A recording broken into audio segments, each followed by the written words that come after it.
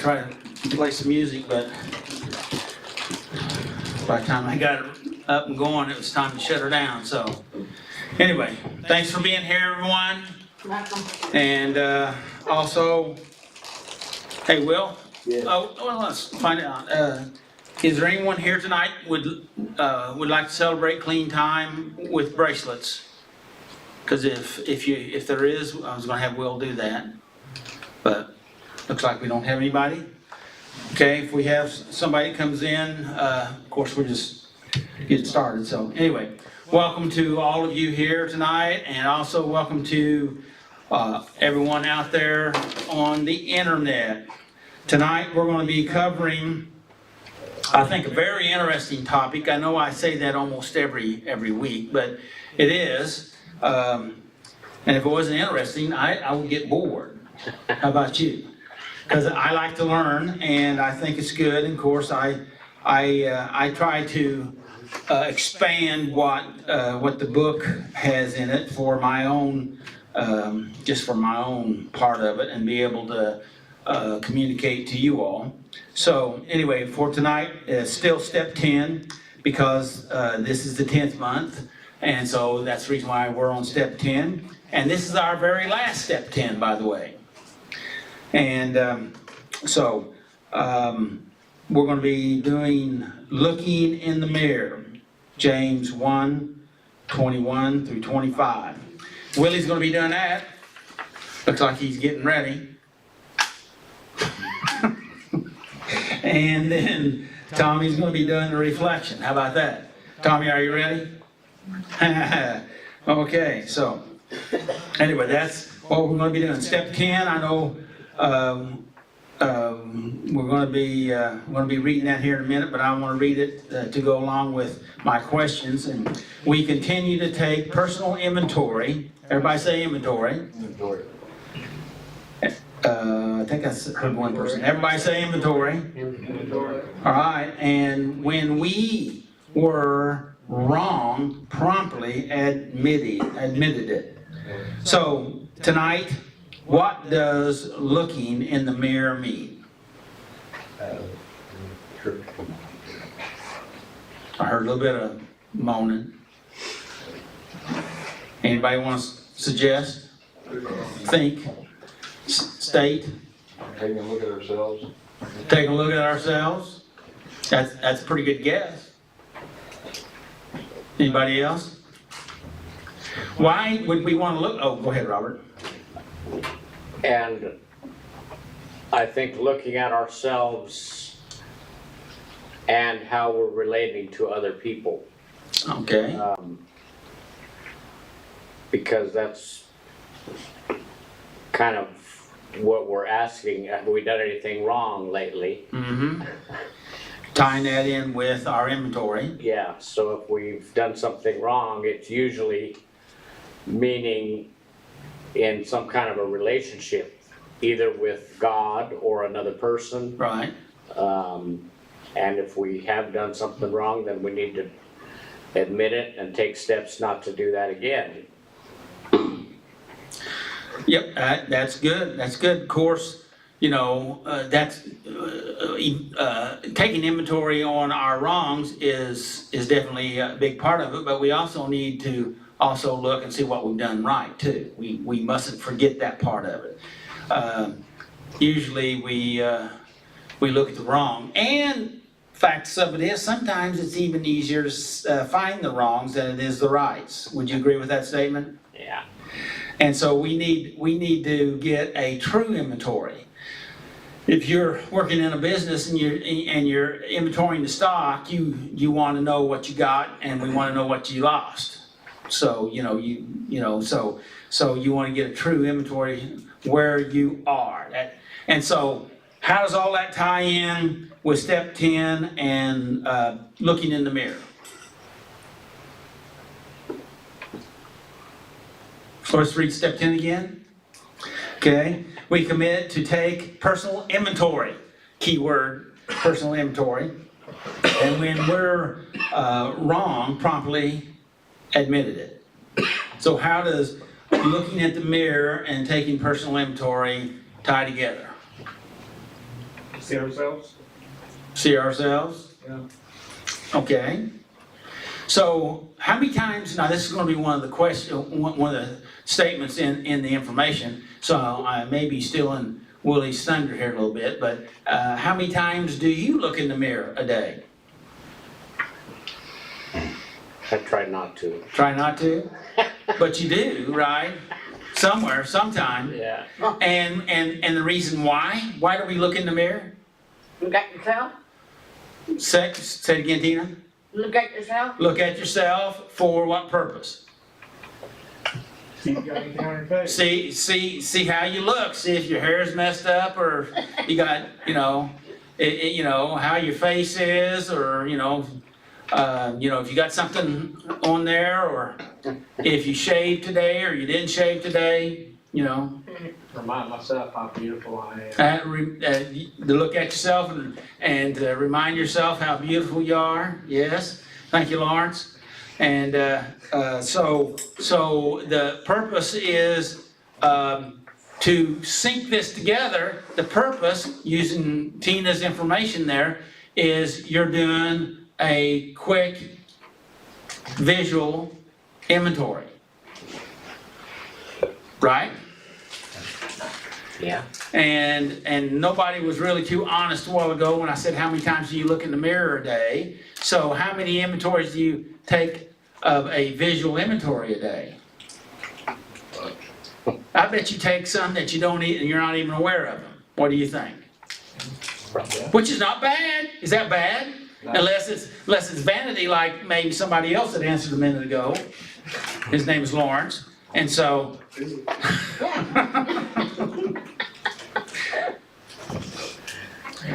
So that's where we're looking at, and I have some research that I have here, if you'd like me to go through a little bit of research.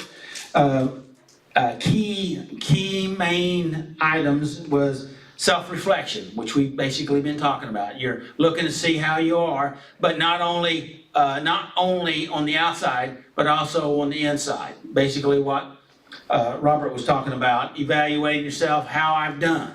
Okay, you can do that in the morning when you wake up. You can do that at night. You can do that during the day. You can do that an ongoing, times during the day to evaluate yourself. So we're trying to check ourselves out there physically, and so we're looking for an honest appraisal. So what if you look in the mirror and your appearance doesn't meet your expectations, but you say, I don't care anyway, it don't matter. That's Wednesday. That was Wednesday. Yeah. And when you reflect back on that decision, how are you going to feel about that? You may feel okay about it, you may not feel okay about it, right? But the fact of it is, the reason why we try to do an honest appraisal is to evaluate ourselves and see what we need to work on. Would you agree with that? And so that would be a good thing to do, correct? Yes. All right? And so then, because that gives us an opportunity when we say, I really ought to do something about that, okay? I really ought to get a haircut. I really ought to put a hat on. Or something, okay?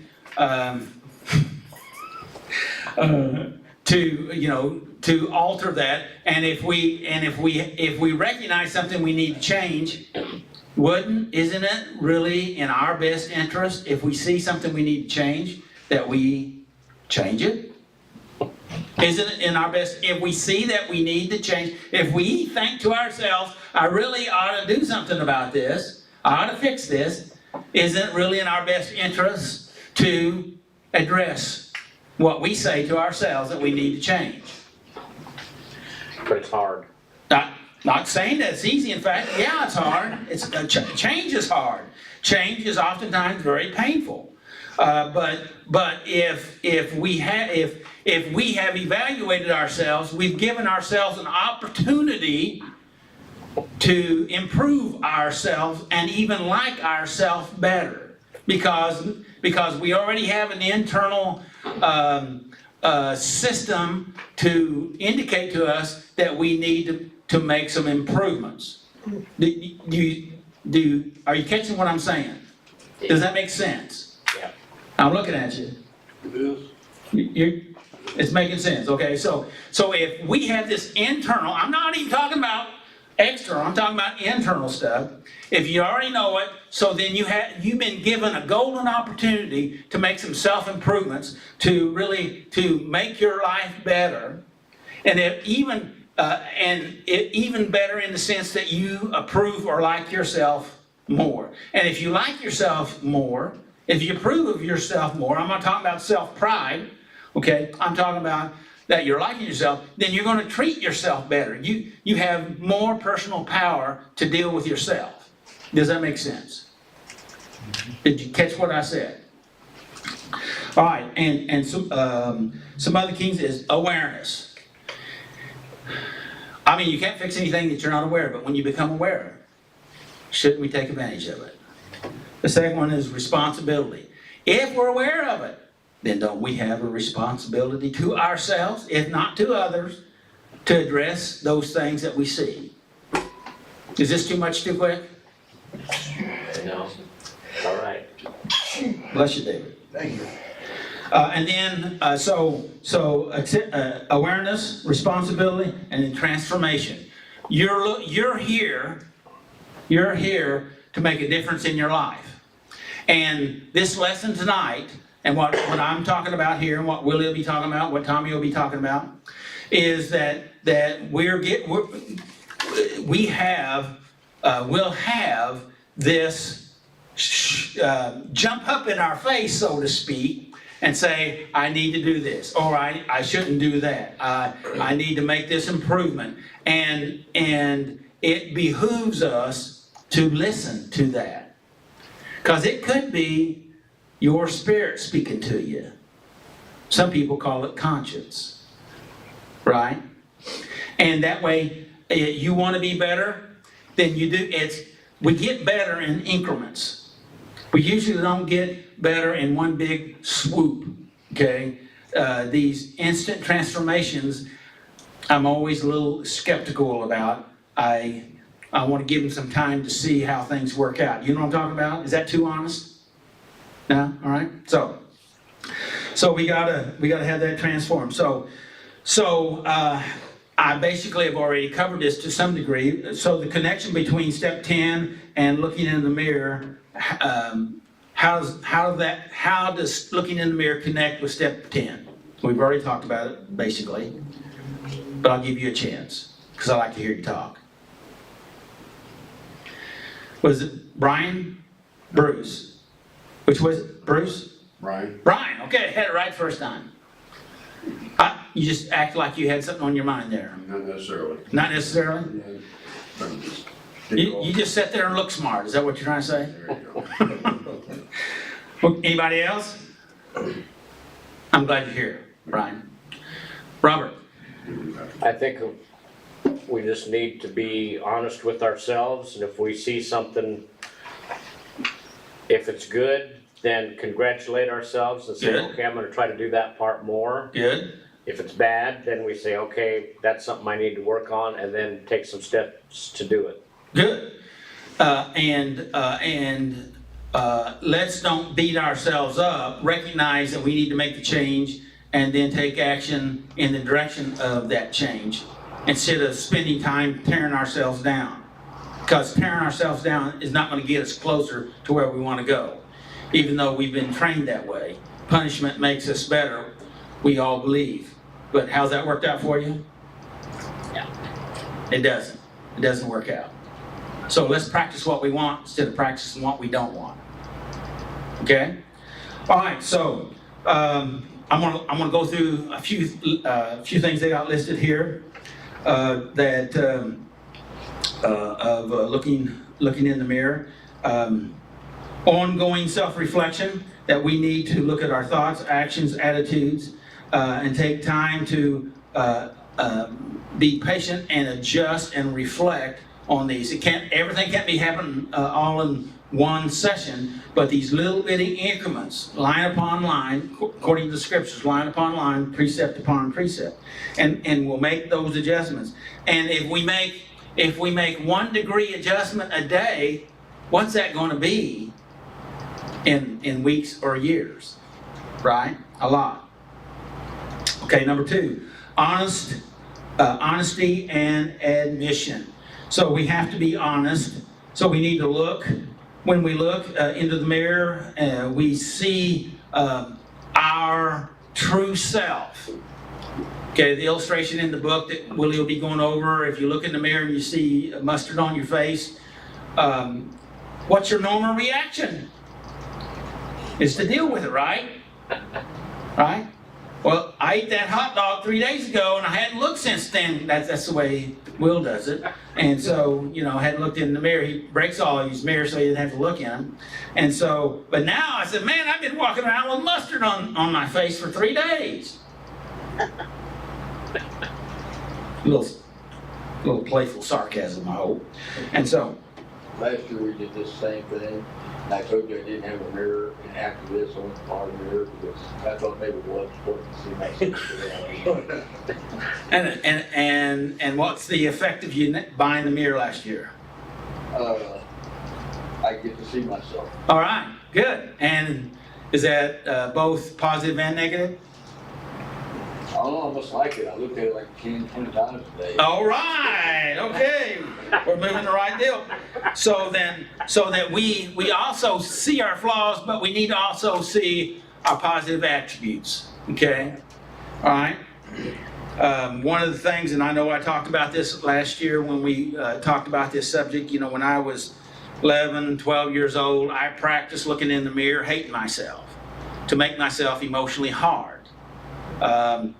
To handle the emotional stuff around me, to prepare me, and just to be hardened up. And so just hating myself. And, that works. Worked for me at that moment.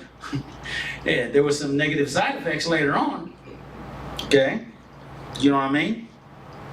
Number 3, taking responsibility. And that's so important, the concept of looking in the mirror and taking responsibility for what we see, okay? What adjustments, but also recognizing, taking responsibility, say, you made some good steps. You've come this so far. So we need to do that. Number 4, spiritual and personal growth. And that's what we're looking for here in this group, right?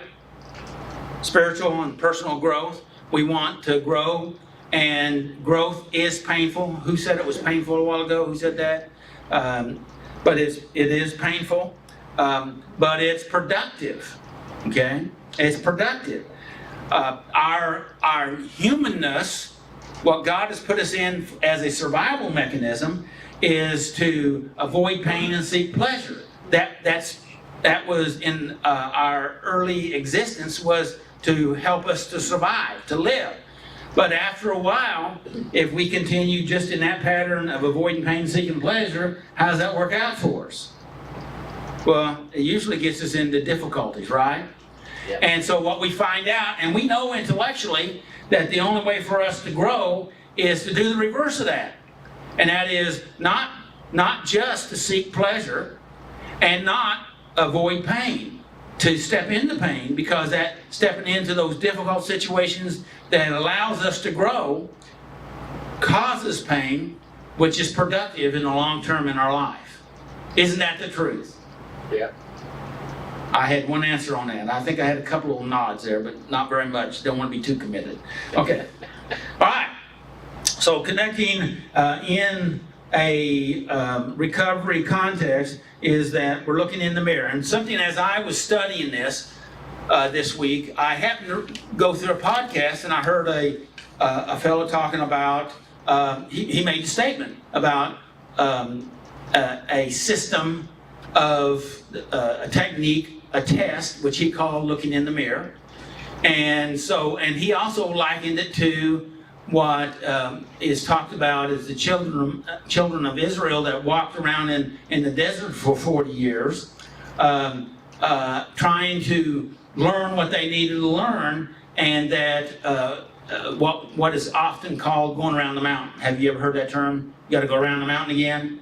And because it took them 40 years to learn what they needed to learn to be able to go into the promised land, and so they had to go around that desert area 40 years, and it's not that big an area.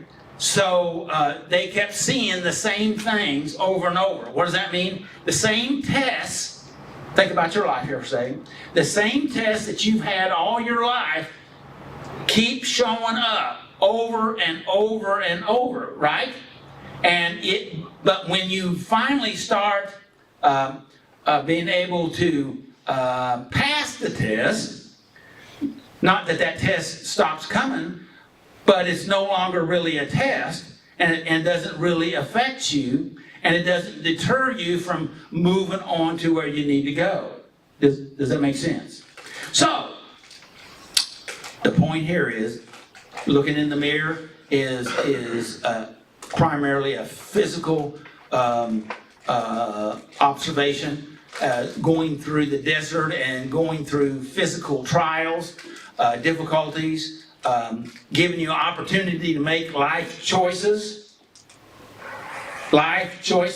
giving you an opportunity to make life choices. And if you always make the wrong life choice, where does that put you in life? And we don't have to drag that out, right?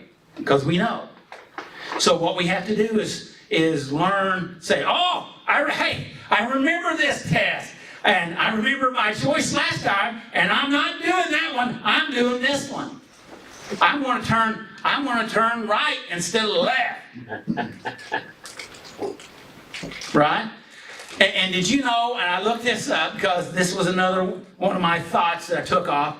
Did you know that there are more accidents making left-hand turns than right-hand turns? Mm-hmm. They say that there's 22% of all the accidents come from left-hand turns.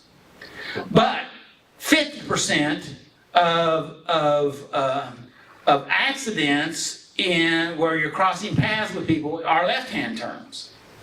I don't know how, I don't know all the, I didn't go into the depth of it, but it's somewhere, left-hand turns is somewhere in the neighborhood of 22% and 53%. So the question is, do you want to continue to be turning left? And if you're going to turn left, make sure you're careful, all right? Okay? And don't try to beat them to the punch. Hello? You know what I mean? Is that too much? So anyway, just a little extra there. All right. Any questions? Yes, sir. I have a personal experience I'd like to share. All right. That happened this week. Reminds me of looking in the mirror. Right. So we had a little thing at our church where on Wednesday nights we have a special service for young people, grades 6 through 12. And I go, just to help out with whatever. Good. But this week we were all supposed to dress up like Western clothes, cowboy hats, boots, that kind of stuff. Well, I don't have any. So on my way from work to go to the meeting, I stopped at one of the second-hand stores on 7th Street there and asked if they had a bolo tie. I thought I would just get something, No, don't have any of those. How about a cowboy hat? No. And then I looked around and I said, well, do you have any of those stick horses? And they said, yes, we do. So I took a stick horse to the thing. And it's a good thing I like to make a fool of myself, because I did, riding that thing around. But the young people kind of got a kick out of it. Anyway, one of the ladies took a video of that, and I asked her to send it to me. So I had to look in the mirror, and I didn't like what I saw, I saw my big old fat belly, one thing that I think I need to do something about. But anyway, it just, when we're talking about this, looking in the mirror, we've probably all had the experience of listening to ourselves on a tape, from a tape recording. Right. And we don't like the sound of our own voice, you Right. know? Well, I didn't like the sight of myself in a video, so. But for some reason, I don't see that side of me when I look in the mirror. Right. So it's a little different, you know? Anyway, just a little humorous note. Well, If anyone wants to watch that video, please ask about it. Okay. I'll be glad to show you. Many years ago, I'd heard that the Japanese, I think it was Japanese, had a technique that they used to address folks that have come in that are intoxicated. And they video them, they're in their area, and then when they sober up a little bit, then they show them the video. And the statement was that more people saw something that they didn't really believe Right. before, because they actually saw themselves, how they acted in a state, altered state. So that's very, that could be positive and or negative. Yeah. Can I make a little commercial? Tomorrow, Sunday night, that's tomorrow night. We're out here, you saw where we're, got things kind of blocked off. Tomorrow night, we're gonna be having a event, it's called Trunk or Treat. It's basically where folks can come through and different ones have their trunk or back of their truck decorated and hand out candy for Halloween type event. Gonna do that, Will?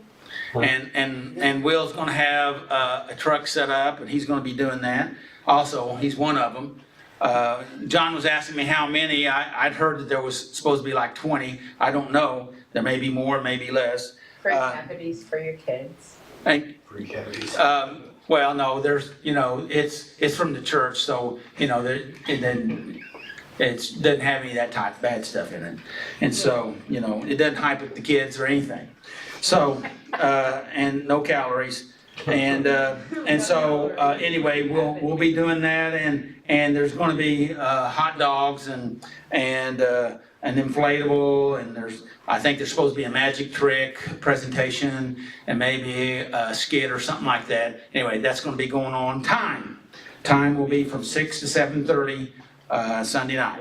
Well, I get my drink. How about that? All right? Okay, are we ready for the reading of the steps? Are we ready for that? Yes. And while Dave is coming, did anybody have any questions? All right. You may have to pull that back up, man, I don't know. Thank you, Dave.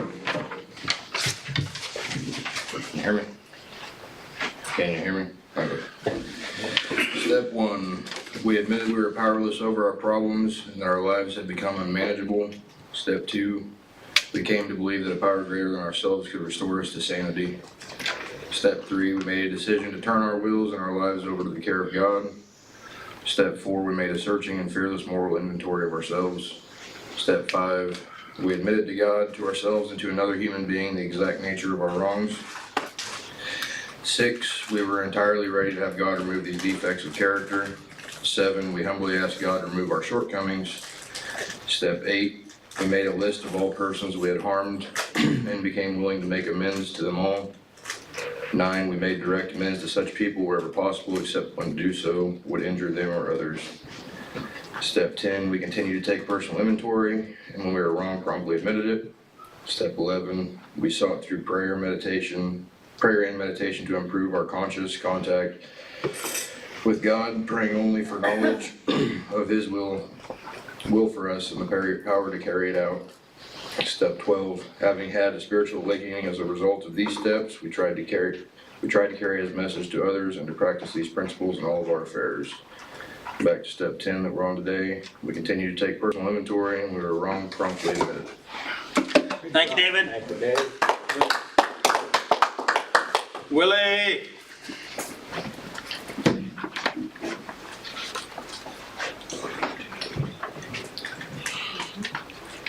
Good evening, everybody. Hello. Is that better?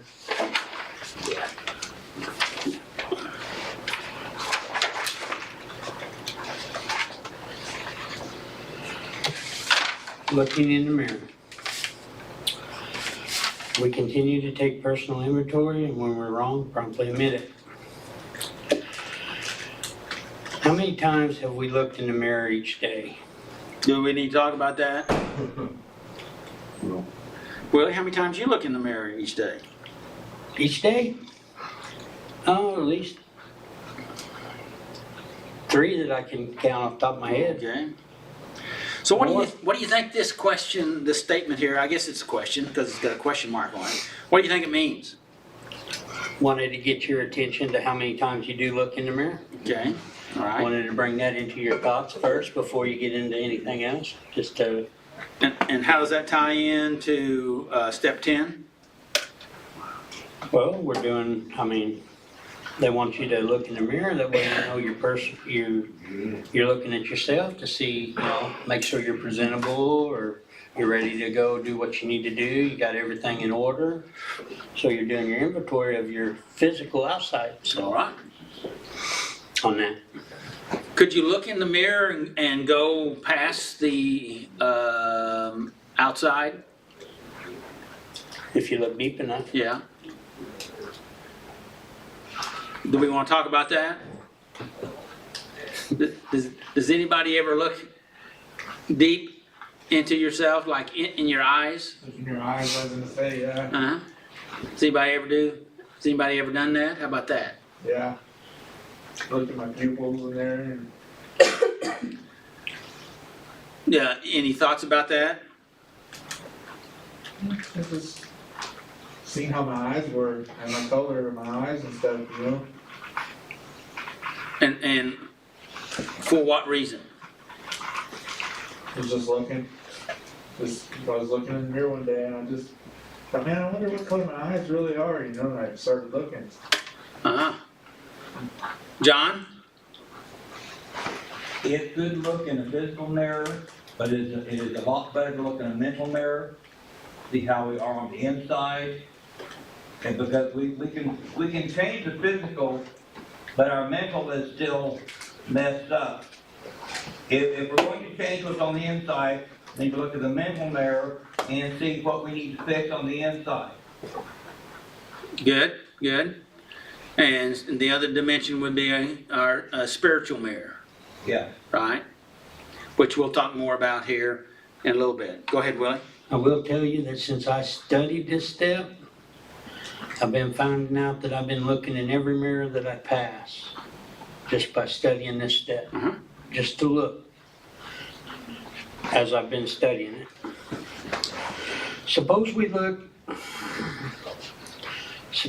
Suppose we look in the mirror and we find that we have mustard smeared on all around our mouth. We would immediately wash our face and clean up the problem. And Do you agree with that statement? yes, I do. Have any thoughts about that statement? It's pretty self-explanatory. I mean, if you're dirty, you're gonna clean it, because you don't wanna go out in public or out somewhere and Okay, be so dirty. if you're dirty, you're going to clean it. Is Right. that absolutely true? If you're aware of it. That was worded that way for later on. Depends on your mood. Yeah. Yeah.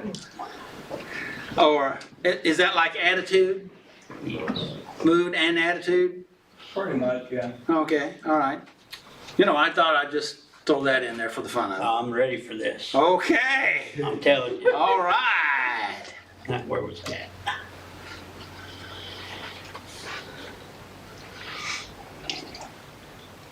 In the same way, we need to routinely look at ourselves in our spiritual mirror, the Bible. So it's saying here that our spiritual mirror is the Bible. Do you all agree with that? Yeah. Yes? How does that work? That one shows the defects of character. Okay. Do we need to discuss that anymore? Dave, do you have any comments? Are you sure? Yep. Are you positive? Very positive, yeah. Beth, you have any thoughts? Just took a ride. Just here for the ride? Well, you can comment. No, I know. She will give her time. Okay. Robert. Robert's anxious, I always have something to say. and I'm glad.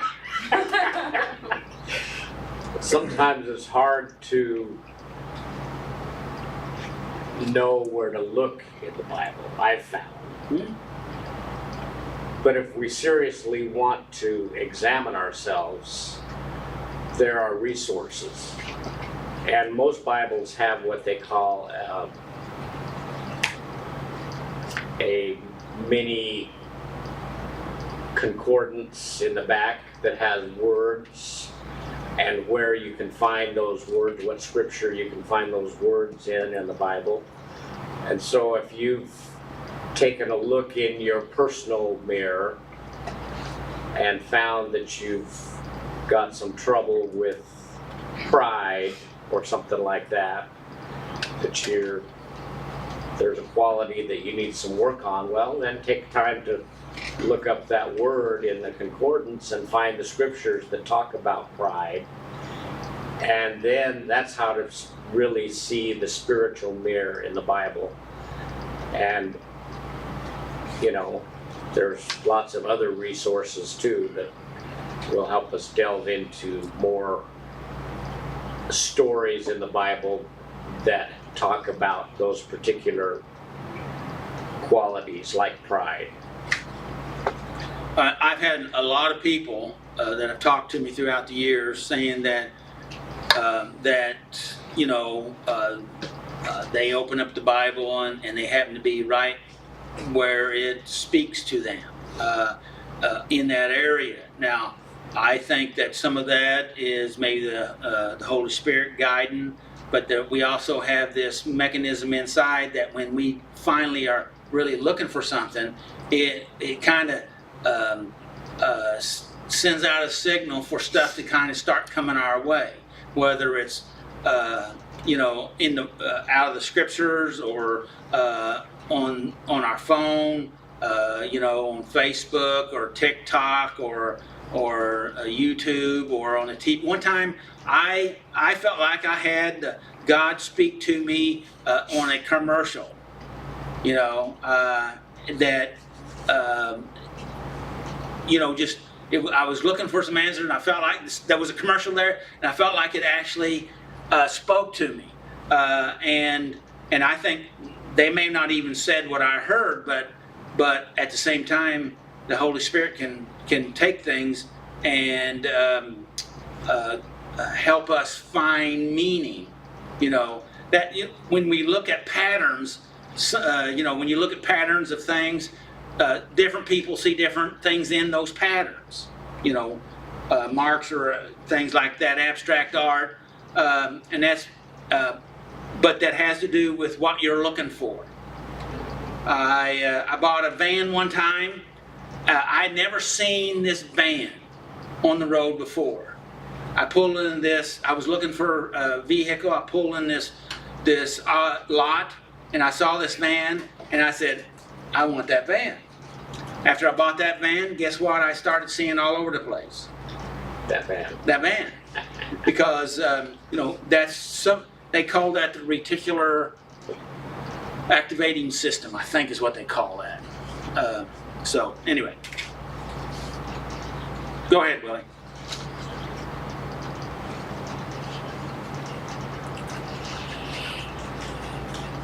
The spiritual mirror of the Bible. Then, if anything is wrong, we can take the proper steps to fix it.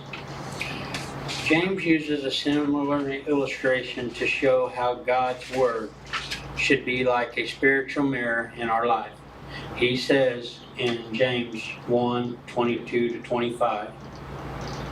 Oh, excuse me for a second. I brought in a sheet that has James 1:25 broken down back there, right where the offering basket is, and some other inventory type stuff if you're interested. Some of you may have already got it because I always try to, my new stuff I try to set right there. But anyway, it's there, and Willie's going to talk about 22 through 25. Go ahead. But don't just listen to God's word. You must do what it says. Otherwise, you are only fooling yourselves. For if you listen to the word and don't obey, it is like glancing at your face in the mirror. You see yourself, walk away, and forget what you look like. But if you look carefully into the perfect law that has set you free, and if you do what it says, you don't forget what you heard. And don't forget what you heard, then God will bless you for doing it. Back here on that sheet, I've got that broken down, verse 25. It's something I worked up a couple of years ago, and it's four keys to position you for God's blessing, and that is the first step is to look, second step is to do it, the third one is don't forget it, and the fourth is do it. It's a repeat. Do it, and if you do that, this will cause you to correct yourself. So look, do it, don't forget it, and doing it. Okay, so that might be beneficial to you if you wanted to research that more. Go ahead, Willie. This illustration supports the sensibility in us of making a routine personal inventory. As we examine our lives, we need to respond with immediate action if something has changed since the last look. If we put off taking care of a problem, it may soon slip our mind, just as we would think it's foolish to go all the way knowing we have mustard on our face. So do you agree with the scripture and those statements? Yes. Yes, I Okay. do. Got any thoughts? Well, this book, the Bible, has nothing but truth in it. And if you're looking for the truth, it's the only way to find it. And unless you really study what you're reading, you ain't gonna find what you need on that. Anybody else? Any thoughts?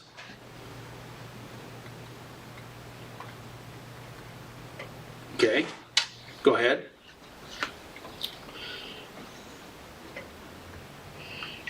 It is not logical to notice a problem that could lead to the fall and not correct it promptly. Do you agree or disagree with that statement? Well, I agree. Do you all agree or disagree with that statement? Agree. Okay, read that statement again. It is not logical to notice a problem that could lead to a fall and not correct it promptly. So how are we done on that type self-evaluation here? You don't have to answer, but how are you doing in that area? Okay. What do you think that means, Willie?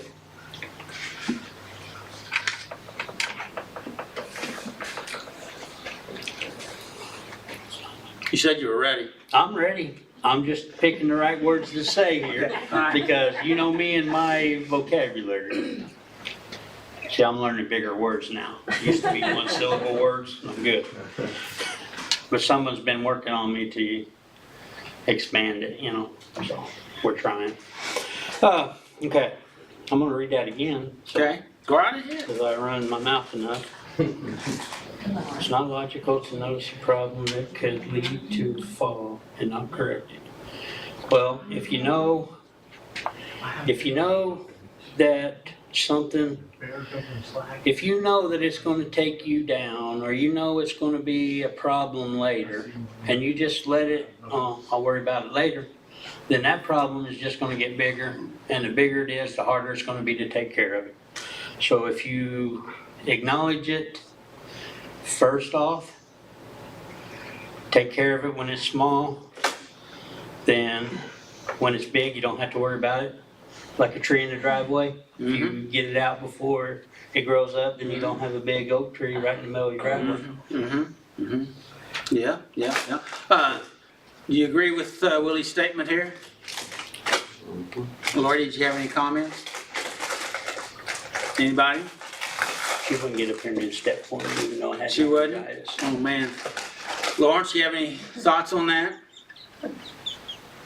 Well, yeah, I mean, I can think back 20 years ago, and when I looked in the mirror, I just see two of me, double trouble, you know, because I drank so much. But, you know, I like the person I see in the mirror a lot better today. Awesome. And, you know, you know, people might say I'm a little conceited or cocky or, you know, there's a whole world out there to put me down and talk bad about me. The last person that's going to be talking bad about myself is going to be me. Good. If you can't build yourself up, it's going to make everybody that much easier to tear you down. Good. So you best speak good things over yourself. You're right about that. That's good, Lawrence. The world would tear you apart. Anybody else? Well, I think the best thing we can do is turn our defects of character into assets. The only way to do that is to recognize we have a defect of character and break it down to what we can make positive out of the negative. So, like a car battery, you know, I gotta have both sides in order to be able to run, but yet, sometimes you need more of that positive juice than just the ground. if we use that same analogy that I was talking about earlier about going around the mountain and those things that were testing the children of Israel, that was stuff that they needed to learn to equip them to be able to do what they needed to do. And they kept failing the test, so they weren't ready to go into the promised land until they finally passed the test and learned what they needed to learn. Does that make sense?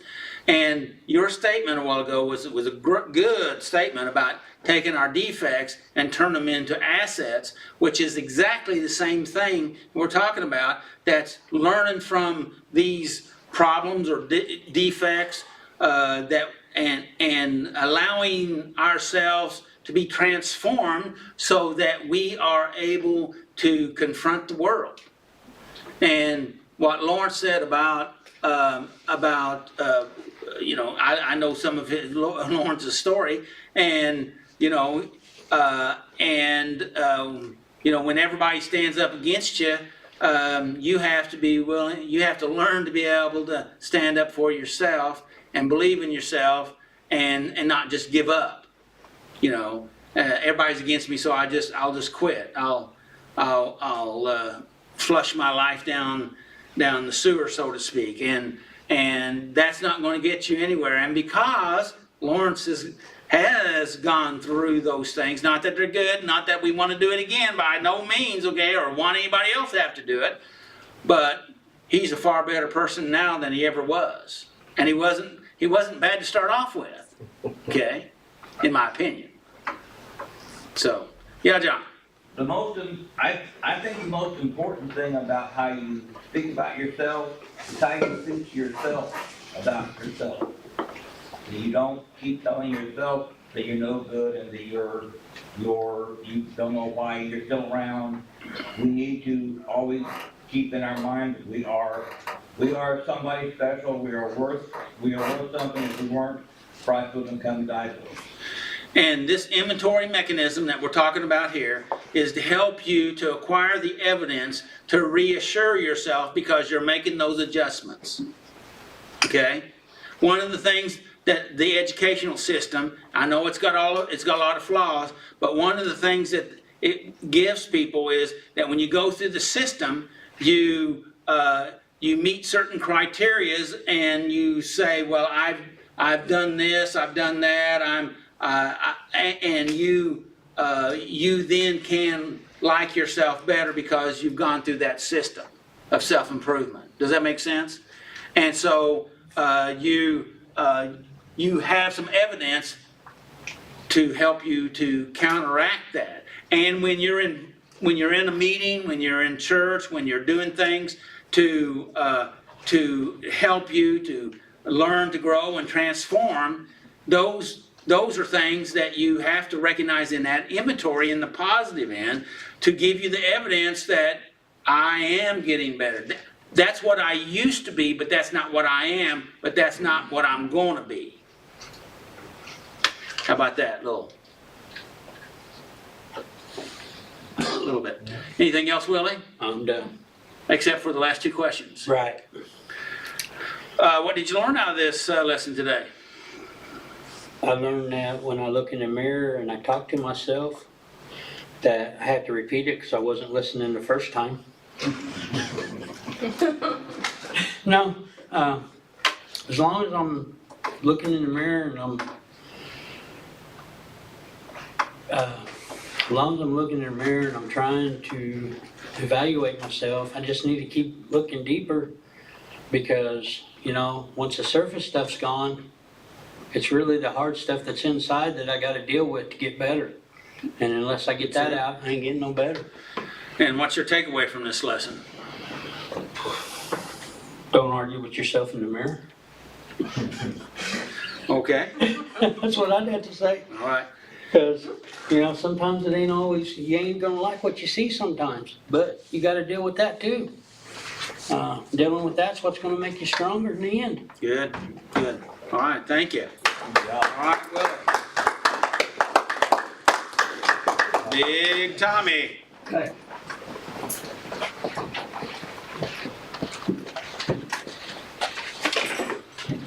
Hello, everybody. Hi, Tommy.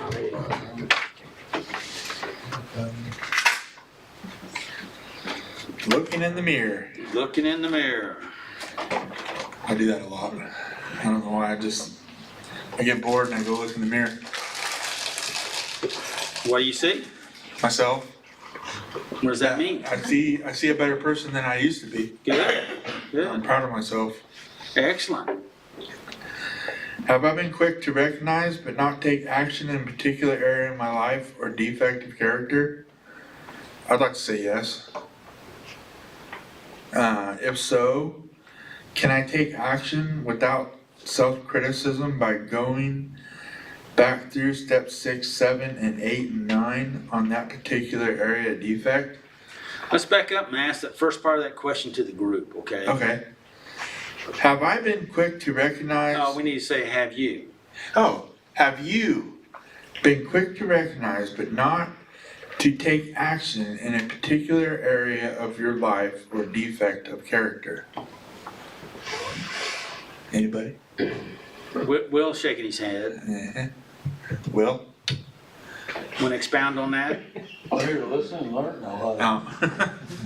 I'm still waiting. I know it's an issue, but I choose to continue that because, I don't want to get too deep into this, but sometimes it's a whole lot easier to say you have faith in God and that allow God to work in your life. But I don't allow that to define me either. I still see a lot of positive affirmations in my life also. Good. It's a whole lot easier for me to continue with a problem than it is to just focus on the problem and allow myself to go back. So I'm not going to beat myself up over it, but I do recognize it. Okay, so the first part of that question to the first comment is have I been quick to recognize? So, have we been quick to recognize? Have you been quick to recognize? Are you willing to be quick to recognize, but not taking action? Do you recognize? We must recognize to be able to make an adjustment, right? Yes. Right? So that's important. Would you agree with that, Tommy? Yes. But then, after we recognize, do we take action? Do you take action? Are you taking as much action as you prefer to take? How about that one?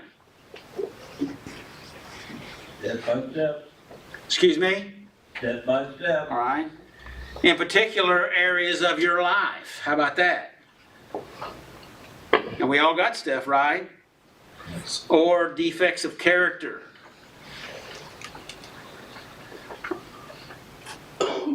There's always room for improvement, That's good, good, all the time, no good. matter wherever level you're at. There's always, you can always improve. But I'd be very careful about people saying stuff and making judgments off of what people say. Because you gotta remember, when they're pointing a finger at you, they got three pointing back at themselves.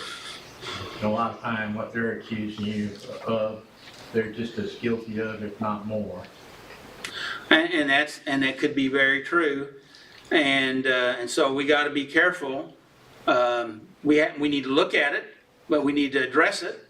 But one way to address it is there a valid, if they're saying that, if in that aspect, that was an aspect directly into this question, but it's a true element here that we sometimes, people say things. I know I've had people say things about me, and I've had people say, no, it's not true, but I take time to reflect on that, to evaluate it, to make sure that it is this there, like you said, is this about them or is this about me?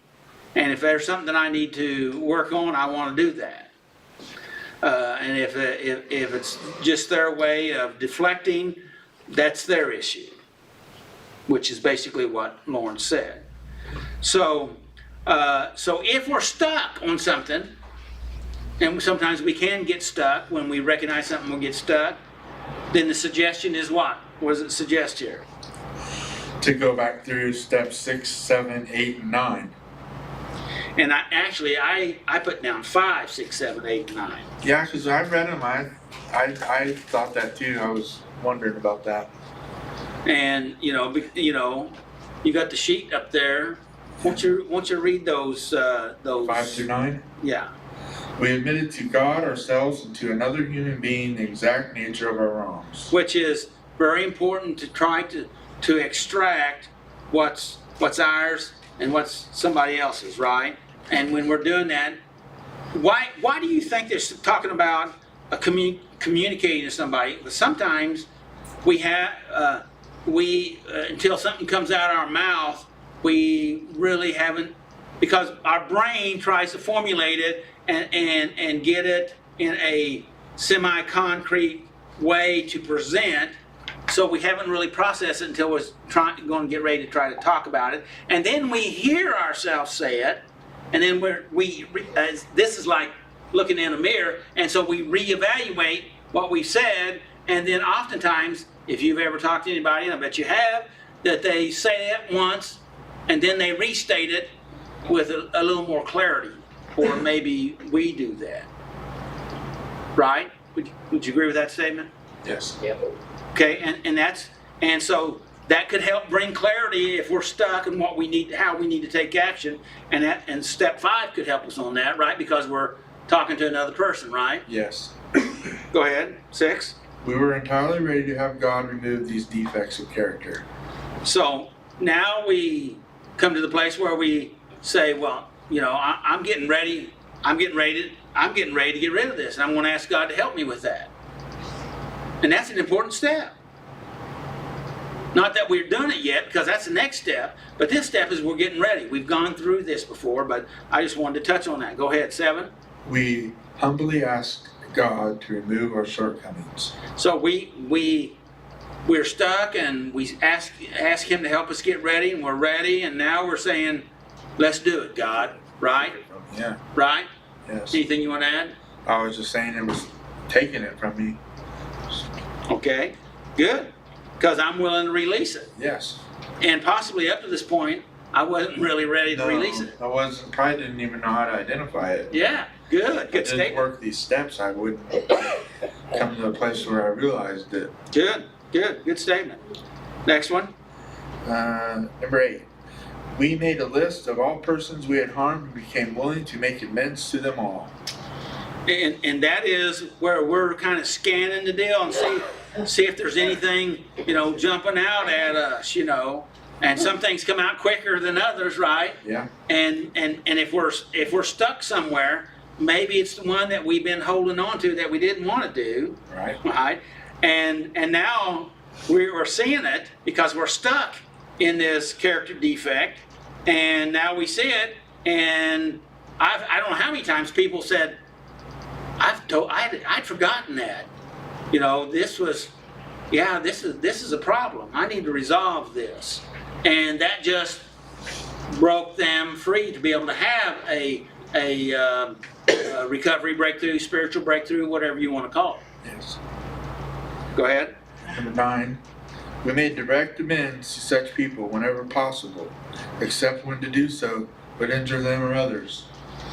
And of course, we spent all last month on that, and that is a way to begin to process that, because when we're ready to make a direct amends, then that means we're coming to the place that we are dealing with that, and now we're willing to take action, which is where we started here in your question about that we're not taking action. Yes.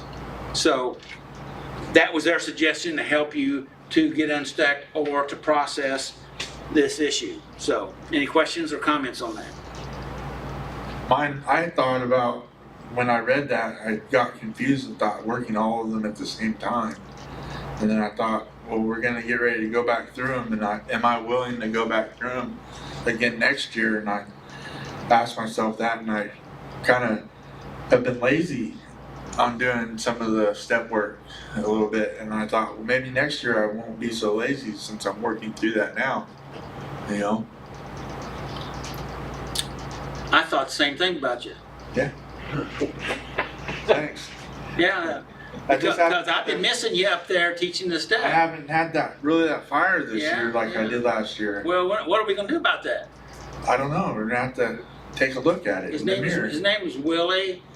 Willie put me on teaching the step more often.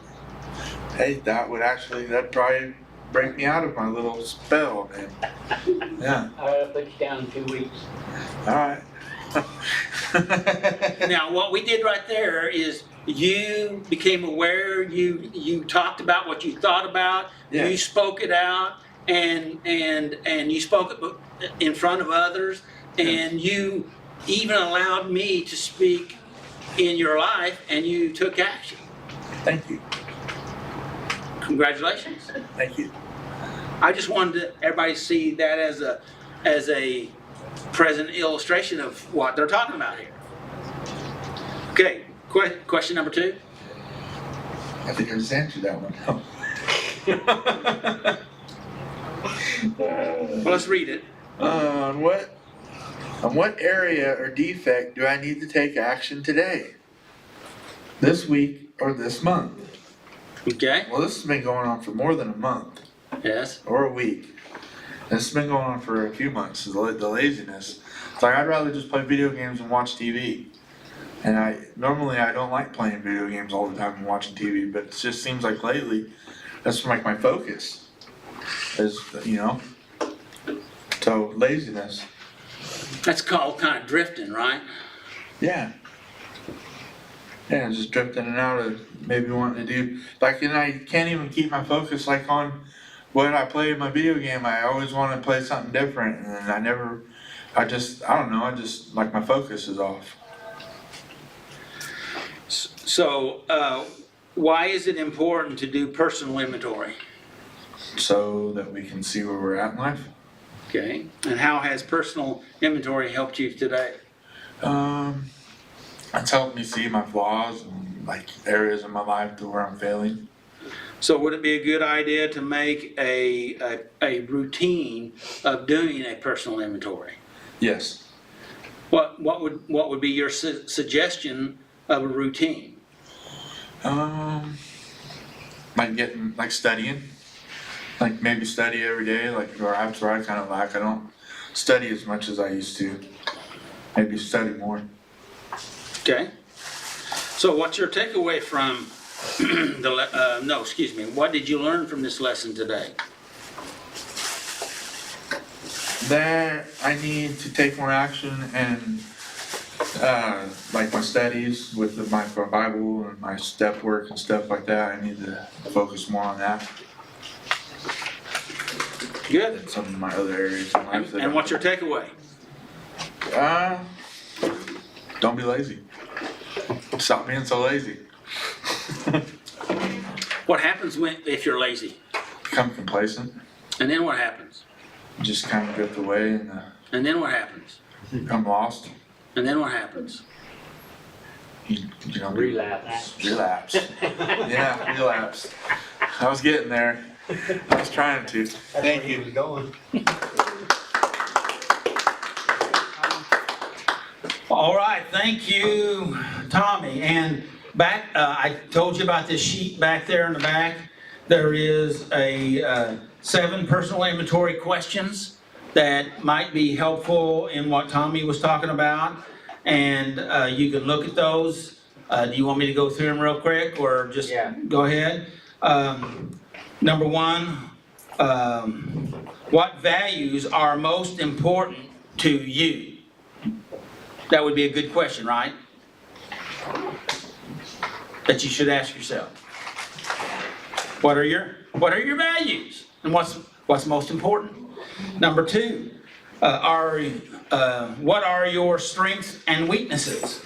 We basically have talked about that, but they're written down here for you if you want them. The question. Number 3, what kind of things do you enjoy doing? That's a great question, right? You know, because we may not even know. You ought to know what brings you joy, what you enjoy doing. You're probably more apt to say what you don't like, right? All right? And of course, we're talking about healthy things that would be in your best interest, of course, always. Number 4, when have you felt most successful? Well, that would be an indicator in your life to help you to make some adjustments, because if you're not heading in that type of direction, then you may want to make some adjustments, right? Hello? What do you think? Number 5, what did you enjoy the most about your favorite class or job? Well, that's a strange question, isn't it? But this is an inventory question to help you understand what it is that you enjoy, whether it's in a class. Because sometimes when you're lost or stuck, you know, that question right there can help you to find what your core values are. Does that make sense? That goes back to the very first question. 6, what has been your best learning experience? Okay, that would be something for you. You know, it may take a little bit of digging, a little bit of looking, being willing to be open to it. Okay, but you ought to know these things. It's your stuff, right? All right, to help you to zero in, to get that alignment where you want to be. Number 7, last one. Do you work best alone or with others? And sometimes our first reaction is not always the right one. So think about it, okay? And some of these other questions where you're talking about good learning experiences, most times, you know, we need to look at those and see that. But, you know, you just got to be honest with yourself. Honest appraisal, which is what I talked about in the first of the meeting, right? Questions, comments? Did you get anything from Yes, the lesson tonight? absolutely. Okay. Next week, I didn't bring that sheet up here. Next week is what? Hold on a second. Finding God? Finding God. Yeah, and that's you, Will. And who's doing the reflection? Robert? Okay, all right. And come to find out, I finally got a hold of Bobby. because last week someone said that he was in the hospital, and Bobby, I got a hold of Bobby, and he hasn't been in the hospital. His brother is in the hospital in Tulsa, and he went to see him tonight, or he was there yesterday. He got there, it was about 5 o'clock yesterday evening. He said he just got off his motorcycle down here in Tulsa and called me, because I'd called a couple times yesterday, just trying, and we've been playing tag for several days. And so anyway, he, as far as we know, he'll be here next week, and Vanessa had something come up that she needed to do, so anyway, but should be here next week, so. Also on in November, on the weekend of Thanksgiving, which will be November the 30th, I think will be that Saturday, is that correct, Willie? We're not gonna be having a meeting, so that, of course, that's in about a month, but I just thought I would throw that out there. Any problem with that with anybody? Okay, No. all right, okay, questions? May the Lord bless you and keep you, and may His face shine upon you and give you His peace. And of course, make healthy choices, right?